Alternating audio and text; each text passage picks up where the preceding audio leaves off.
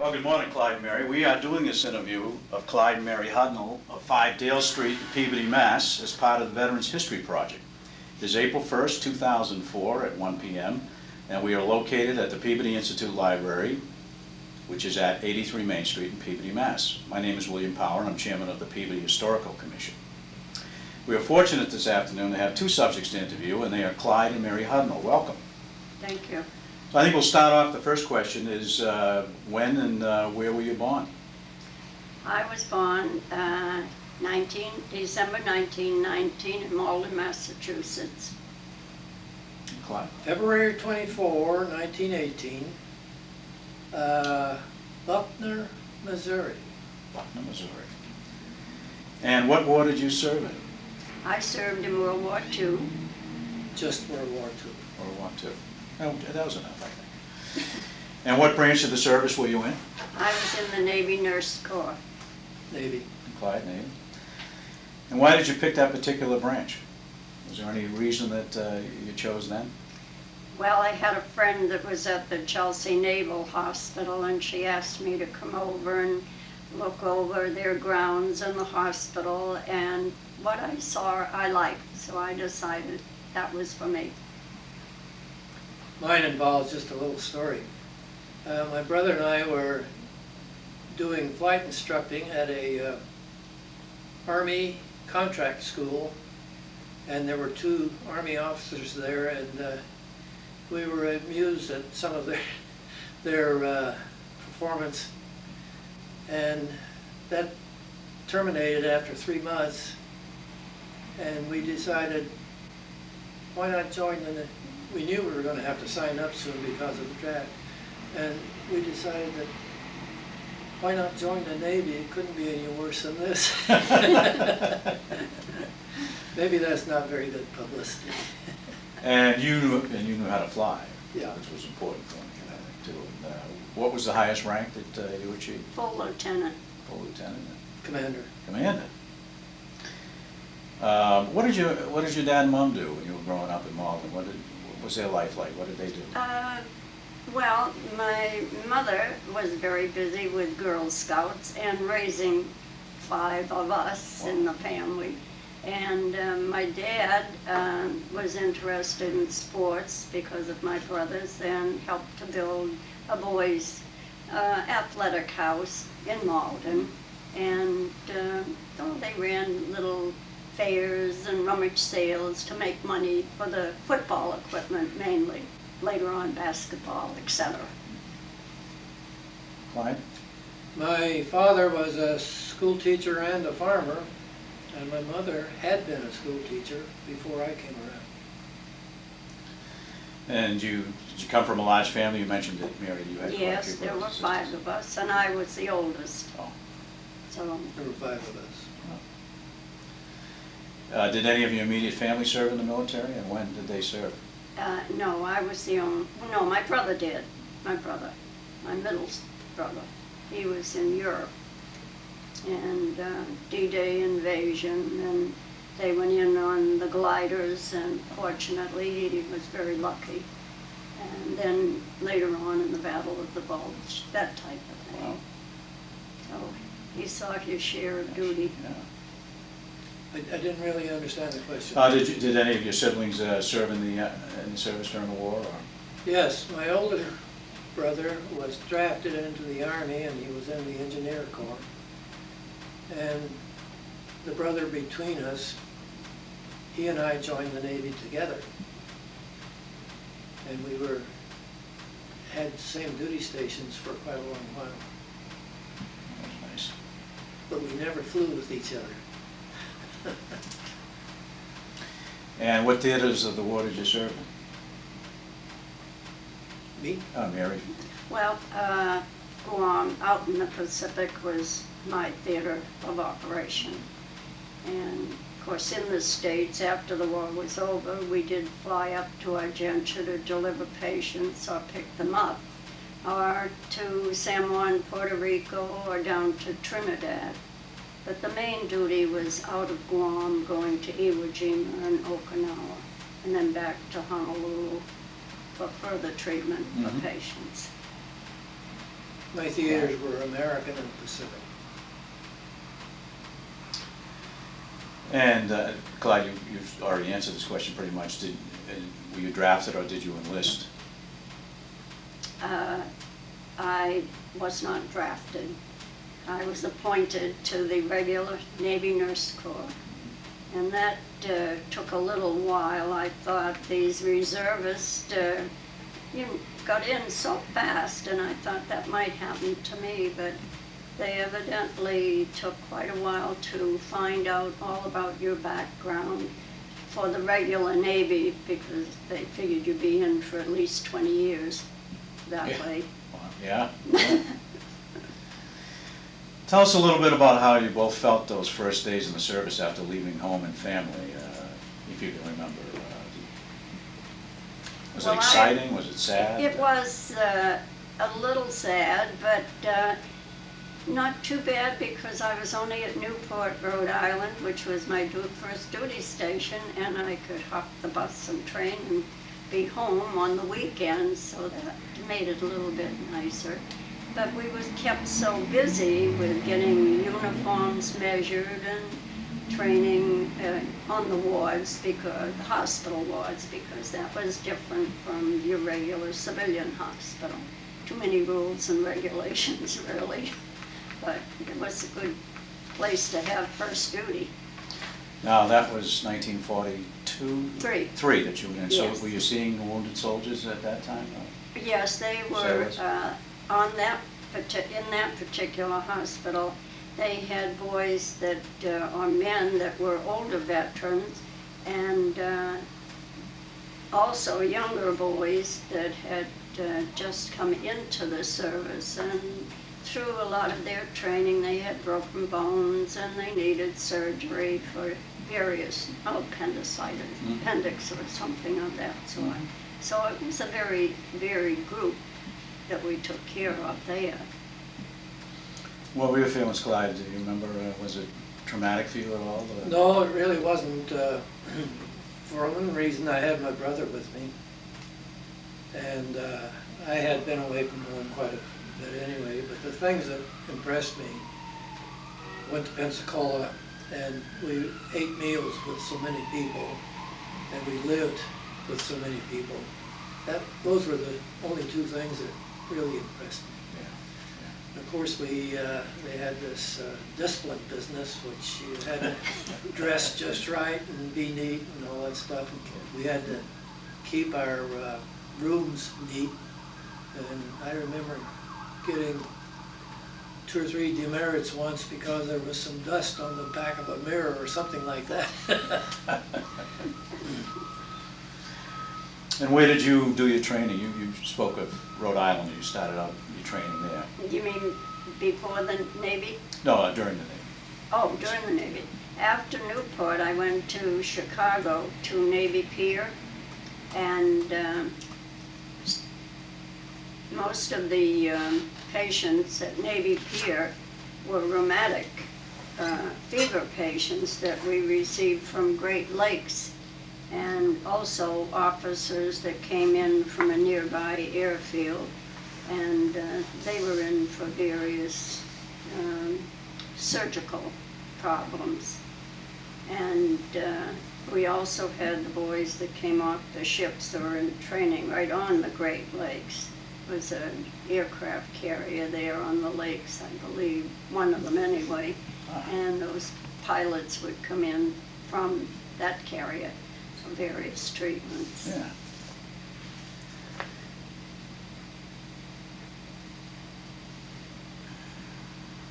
And you bypassed flight school, Clyde, I believe, right? You did some training. Yes, but they put us through a familiarization course, I guess, and it was really the primary flight course. And my instructor had less time than I did. Yeah. But he was all Navy.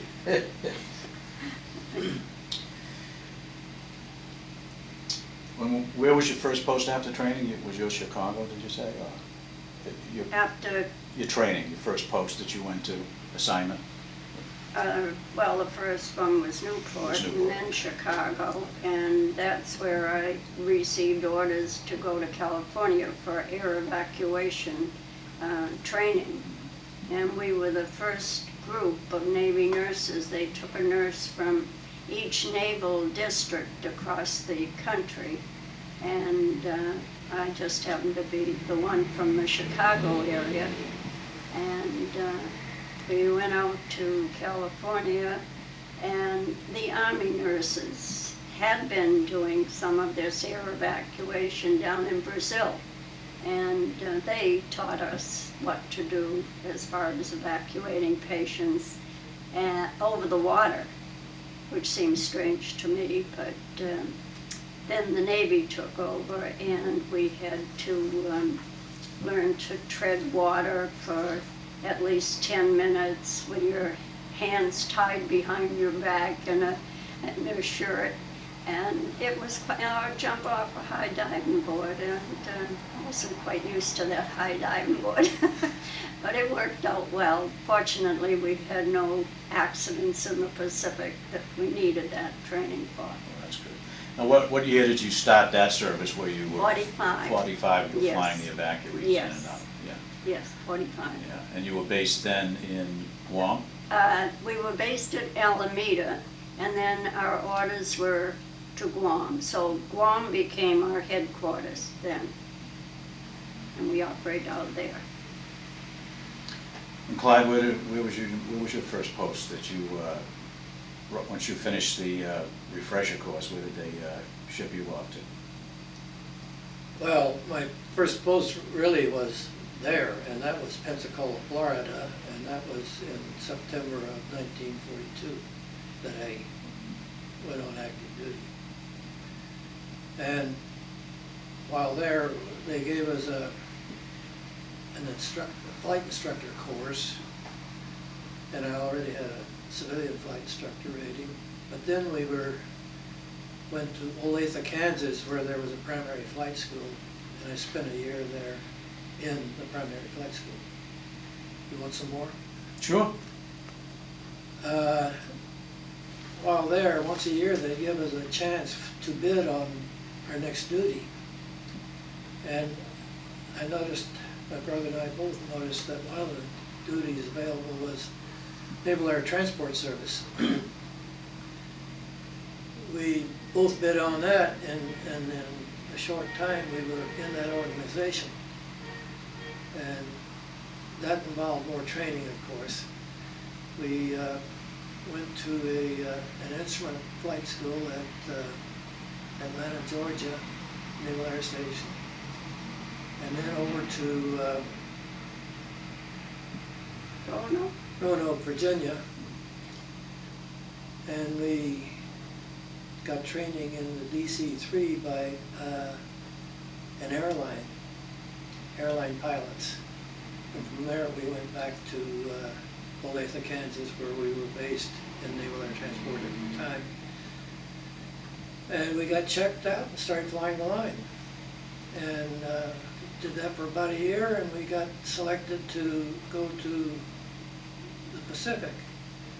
And for that, we went to Oakland, California, and while there, we got checked out in the DC-4. In the Navy, it was an R-5D. And as soon as we got checked out there, we went to Honolulu, which was our headquarters, and took 2 line checks, and then we were flying the line as captains, you might say.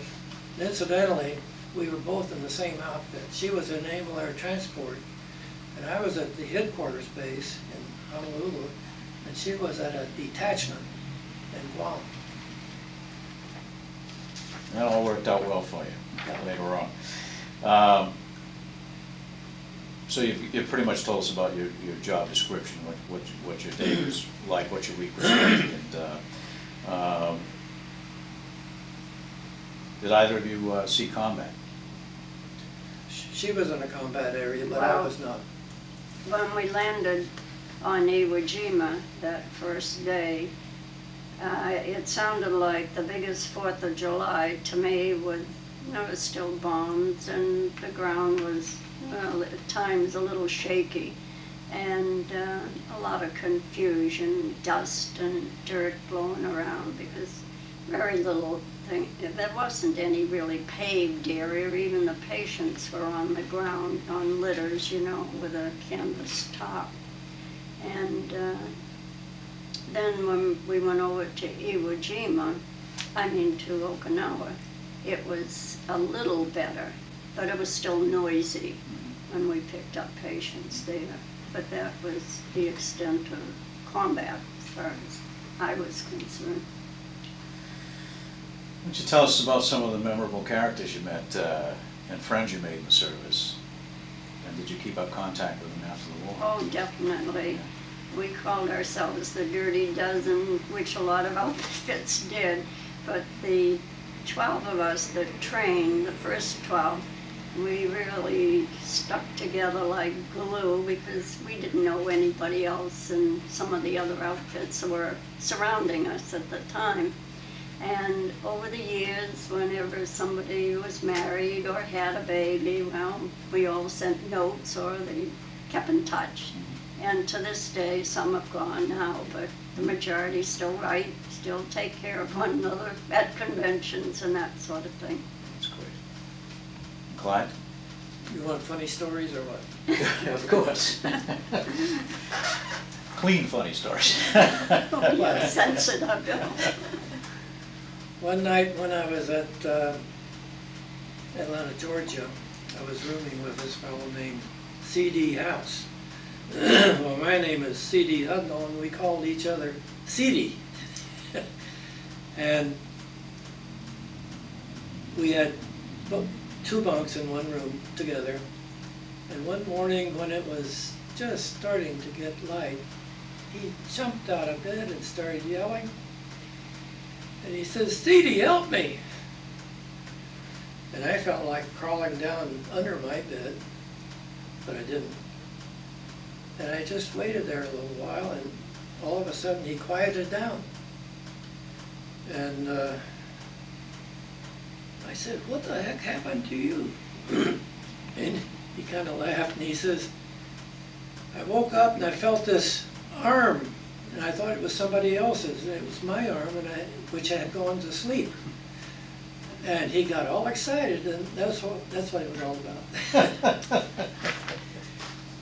That's a little off track. So you keep track of these friends, some of the guys you met, and obviously your brother, but I mean you keep track of some of the guys you met. And, I've seen this fellow as recent as 5 or 6 years ago. We keep track of quite a few of them. Yeah. Unfortunately, they're starting to die off. Now, Mary, I know that Stephen Ambrose interviewed you previously for a documentary on the war, which I Right. saw and was very enjoyable. And you told us already how you were chosen as a Navy flight nurse. Yes. And did that continue after September of 1945? Were you still bringing people back and forth? Oh, yes, we did that right up until the end of well, not from overseas, but in the country. After they came back into Oakland, then they would be sent to area hospital for recuperation near their homes.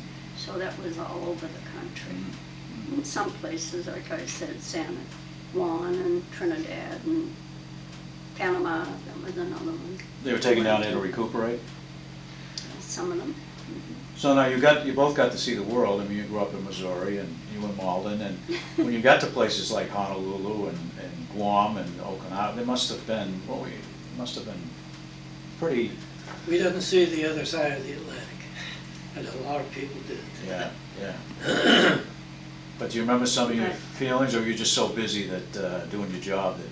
No, we would have a couple of days in Honolulu before after we brought patients into Honolulu from out in what they call the forward area, bring them back to Aiea Heights, where they would be reevaluated to go back to the States. And some of the boys had to stay in Honolulu because they had to have further surgery. Then the rest we would take on to the States. But in those few days that we were there, fortunately one of the girls with our group had lived there before the war, so she knew all the good places and the good places to go and eat. And we went to different beaches on the far side of the island that we never would have seen ordinarily, and gardens and flowers that were just spectacular, beautiful. So it was a good take. Yeah. And did you, I was going to ask you, how did you deal with the stress? You obviously were seeing wounded men and women. That must have been very stressful, even with your training. And Clyde with the flying all the time, being away from home. How did you deal with that stress on a day-to-day level? Do you remember? Well, they made sure we had adequate sleeping time, which I think helped a great deal, because anytime if we did take extra time to stay out late or anything like that, you really felt it, especially where you were doing so much flying. And the flights were long, 7 and 8 hour flights. That's pretty, in those days, when our cabins were not pressurized, so it was a little bit rougher. But I think the sleep was the answer, because I didn't hear anybody, talking about stress and that sort of thing. Very little stress. I might add a little bit here. After I got through training in Naval Air Transport in the States, I flew from Olathe, Kansas to the West Coast. That was my regular run, and I made many trips. And some others had the Olathe to the East Coast, while I preferred the West Coast. But then after that, we got out, and while we were there, occasionally we'd get evacuation flights, and we'd have a lot of stretchers with casualties on board, and we used to distribute them to El Paso, San Diego, El Paso, and Dallas, and sometimes we'd bring them into Olathe and they'd go on farther east. After we got in the Pacific, she was on the flights that brought patients into Guam, and then we would take the patients back to Honolulu, and of course we also flew them into Oakland, California. We never got any of those flights. That was a prized flight.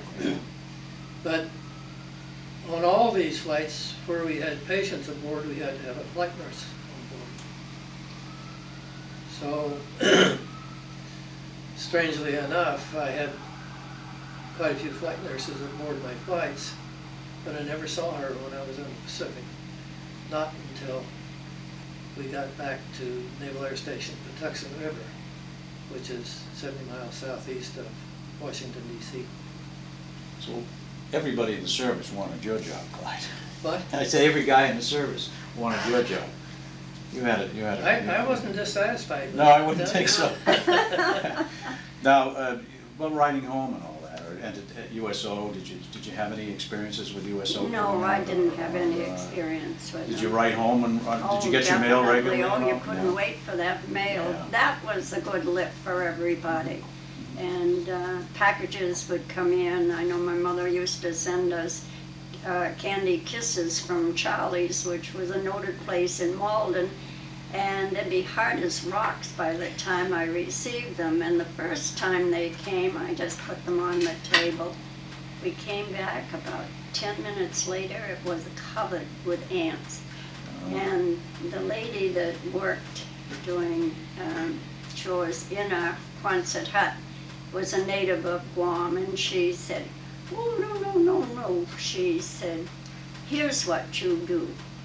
You take your coffee can and you put it in a basin of water and you put your kisses on top, and they don't come across the water." That was my first information about ants not swimming. What about just sort of cultural minutiae of the day, who were your favorite bands? Who were your favorite singers? Any one particular song that really would strike a note with you when you were away from home and all? Was it Artie Shaw or Benny Goodman? Did you have any particular favorites? Not really. If you'd hear something that you had heard previous, you thought it was great, you know, that. But we didn't have too much music out there, and of course we didn't have it on the airplane at that time. So if we did hear something coming out, especially in Honolulu, you were more apt to hear something. It caught your ear and really made you feel good, perked you up a bit. Yeah. Clyde, did you have any? I had no favorites. No favorites. Now, Mary, you and I had spoken earlier about being a flight nurse with a lot of guys like Clyde flying around there. It must have put you into some unique situations, being a young lady away from home, and you were telling me one time, I think, about Most of going them out. were perfect gentlemen. We had, and I'm talking about all of our group, never one that had anybody bother them in any manner, shape, or form, or even say anything that was off color. If they did have a little off color, saying it usually was towards the forward area of the plane, and it wasn't for your ears anyway. That type. I had never heard of anybody complain.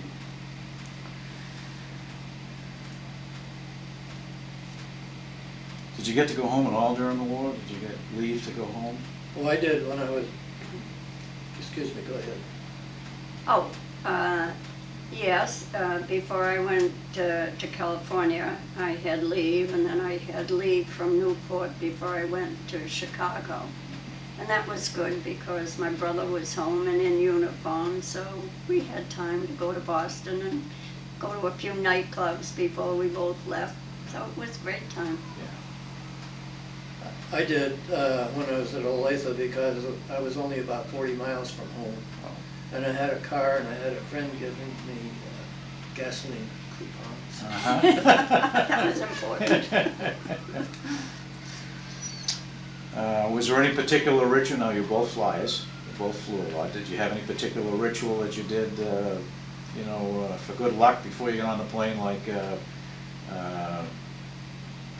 don't know, what's his name? Chuck Yeager? Yeager used Yeager? to have a stick of Beemans he'd Oh. stick on the side of the plane, or did you have any little good luck charm that you carried with you during the war?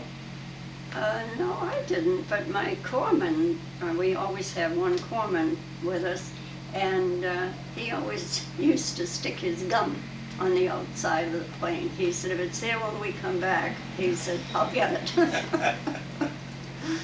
about you, Clyde? Not me, I'm not superstitious. Yeah.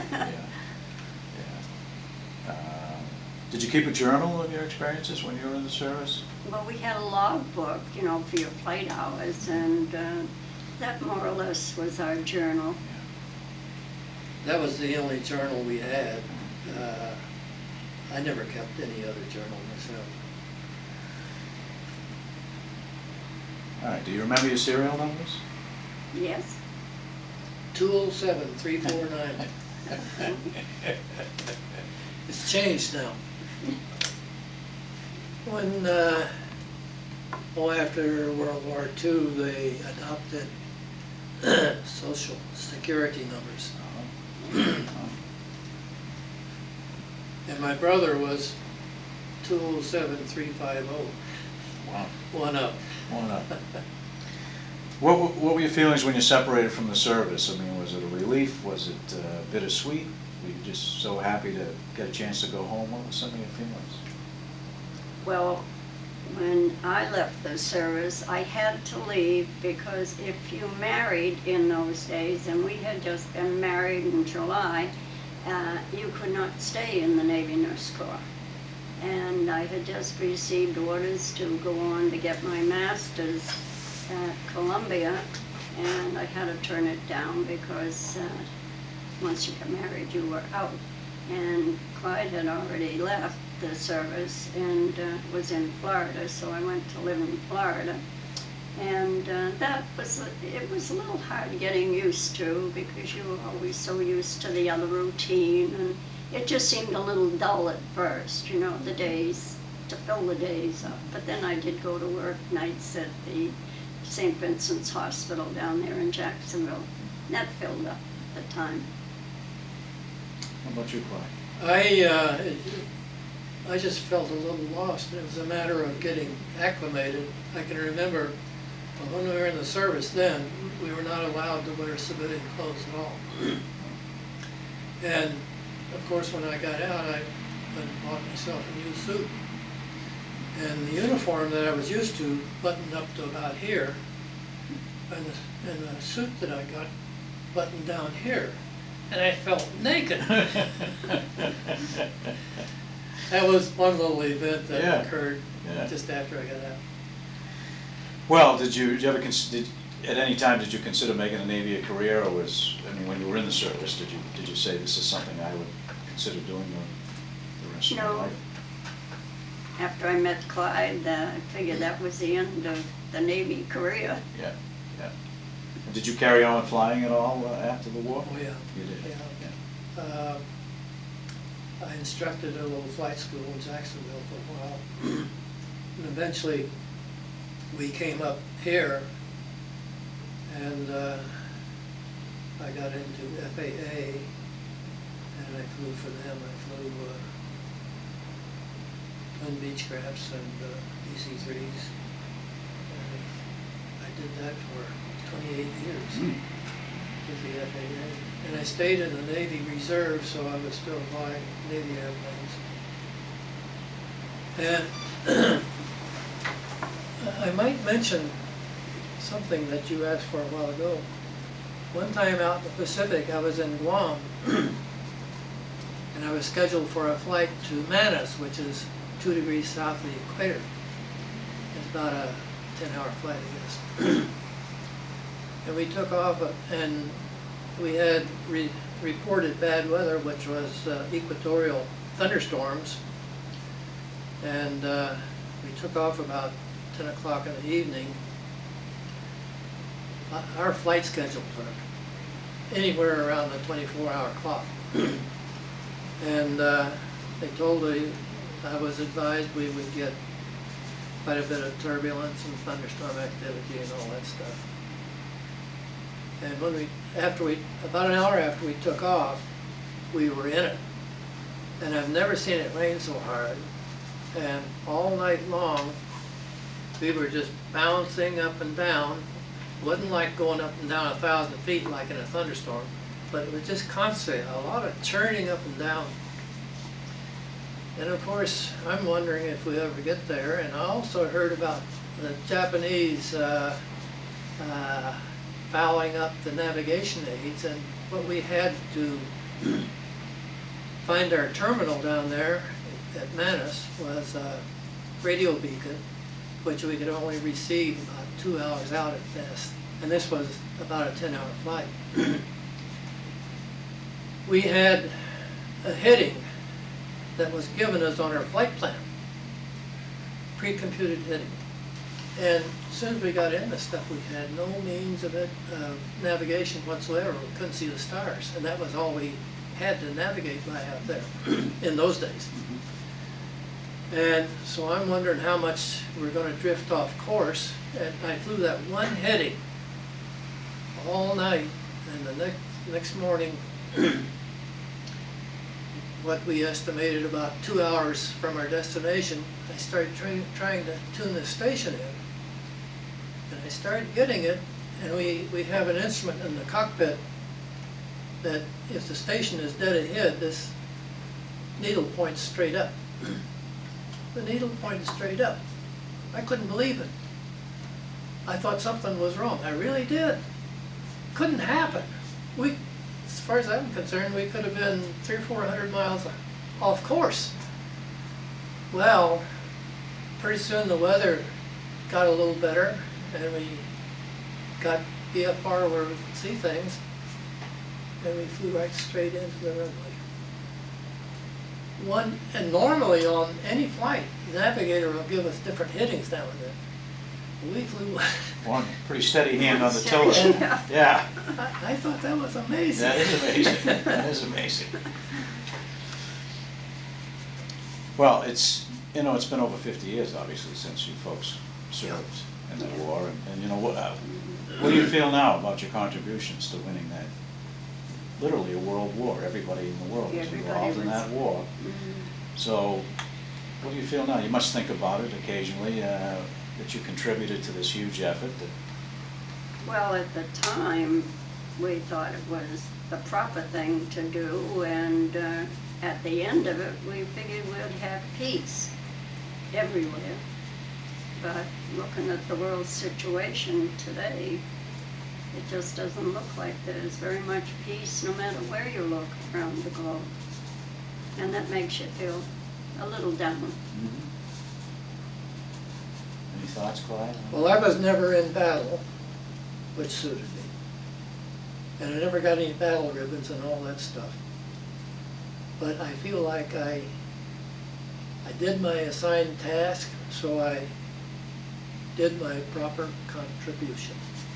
And I feel really that I helped in the overall project. Sure. My job was really just logistics. But without logistics, you're dead. Yeah. And now I know you both were married. This is a little bit of a unique situation. We're interviewing a couple here. I know you both were married while you were in the service, and so what was that like? I've heard this story before, but I thought it was interesting how you met. You eventually did meet up with her. We were both stationed at Patuxent River, Maryland, as Clyde mentioned before. And one Sunday, which was always a relaxing day on the base as a rule, and we were 55 miles from Washington. And to go into Washington from the base, you had to get permission from your supervisor. Well, we had gone over to breakfast, and Clyde and his buddies were over there for breakfast, and after breakfast, Clyde asked if I'd like to go into Washington to see Mount Vernon. Well, I had never seen Mount Vernon, so I thought, oh, that would be a good idea. So my head nurse said, all right, go. So that was our first date.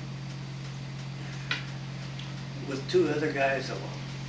Oh, yes. Oh, I forgot Yeah, the two other chaperones. guys. But obviously, Chaperone, definitely. obviously something clicked that day. But she knew the other guys. Yeah. Yeah, I knew them, yeah. One of them I had flown with before, pilot. Yeah. Now, was that the first time you had met that day? That Yes, That he asked you to yes, go? yes. Yeah, as I said before, We didn't know. we were both out in the Pacific, but she's probably the only one one of the flight nurses I didn't see out there. We went to a convention of flight nurses in San Diego, and all the flight nurses, oh, hi, Clyde, I knew him. They didn't even say hi to me, they were talking to Clyde. So you were married in At Patuxent River in the Navy Chapel on the base. 1946, maybe? 47. 47. A little history on that. That base was developed in the early part of the war, and it was farmland, and there were farmhouses around. And they tore all the buildings down except one, which was a little church. And that is now, and was then, the base chapel, and that's where we got married. So that base is still in existence? then? Yes, yes. That's where the Navy does all their flight test stuff, like the Army does out in, what's their big flight test base? Edwards? Edwards, yeah. Edwards, yeah. Well, what else about your experience during that war so long ago would you like to share with us? That you'd like to share with those people that are going to be watching this film in the future? Well, because we were able to evacuate the boys wounded from Iwo Jima and Okinawa, our group was given a unit citation, and it was presented to us at Admiral Nimitz's headquarters. We were invited up there to dinner, and it was a very nice occasion, and Admiral Nimitz was the most charming gentleman you could ever want to meet. Very nice. And what was the official name of your group? The name and number of your group? outfit? What was We your outfit were called? air evacuation nurses. And we, as Clyde said, we were with NATS. And also, when we were first out there, we were under VRE, which was another evacuation group. Our group was BR-11. She really belonged to BR-11, but she was at a detachment, which they called BRE-1. Yeah. They had another detachment down in, one in Samar in the Philippines, and another one down, I forgot where it was, farther, on the southern end of the Philippine chain. Oh, it was Mattis, the place I mentioned a while ago. Yeah. And that's- Anything else that you can think of that you want to record for posterity? I can't think of anything. When did you move to Peabody? 1957. Maria, did you have any questions that came to mind? No, I think you've asked everything that I was thinking of. It's very good questions. Probably leave here and think of something. Oh, call us Oh. up. There's still more film left. We can do it Oh, again. no. Well, I'll do a fade out here. Wave goodbye. Bill, Thank you so much. you Thank handle you so much. interviews very You're well. welcome.